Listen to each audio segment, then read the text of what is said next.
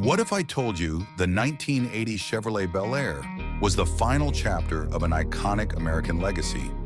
A nameplate that once ruled the roads, only to quietly disappear into the shadows. This isn't just another classic sedan. It's the end of an era. And the real question is, why?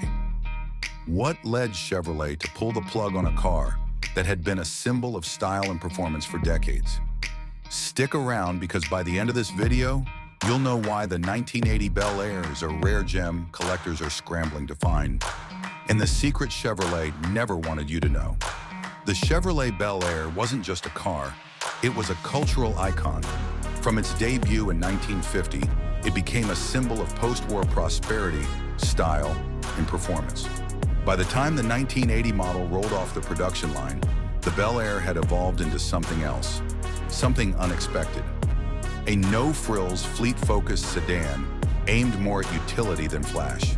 But don't be fooled, there's more beneath the surface. At first glance, the 1980 Bel Air looks like your average full-size American sedan. Square-jawed styling, chrome accents, and the kind of sturdy build you could only get from General Motors in its heyday. But here's where things get interesting. While other brands were chasing futuristic designs, Chevrolet doubled down on classic American toughness. The Bel Air was built on the trusted B-body platform, shared with the Impala and Caprice, but with subtle differences that made it stand apart.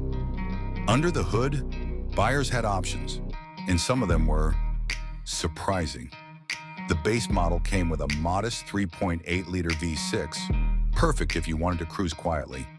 But if you had a need for speed, Chevrolet offered a 5.0-liter V8, pushing out 155 horsepower. Sure, that might not sound like much today, but in 1980, during the height of fuel regulations and emissions crackdowns, it was one of the last remnants of classic V8 power. And here's the kicker. While muscle cars were fading away, the Bel Air quietly kept the spirit alive. But let's pause for a second. What was the Bel Air even doing on the market in 1980? After all, by this point, the name had faded from the public spotlight. The truth? Chevrolet had repositioned it as a fleet vehicle. Police departments, taxi companies, and government agencies loved the Bel Air for one simple reason. It was built like a tank and refused to quit.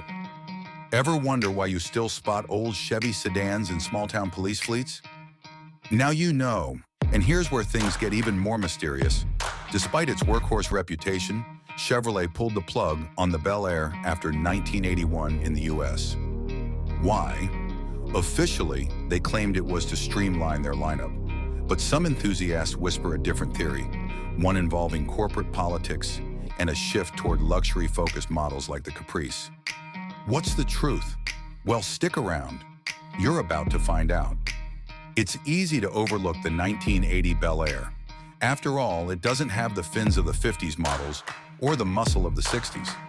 But what it does have is something even rarer: exclusivity. Fewer Bel Airs were produced in 1980 than almost any other model year. Most were sold to fleets, which means finding a clean, privately owned version today is like finding a needle in a haystack. And here's a fun question. How many of these forgotten classics are still out there, tucked away in barns, waiting to be rediscovered?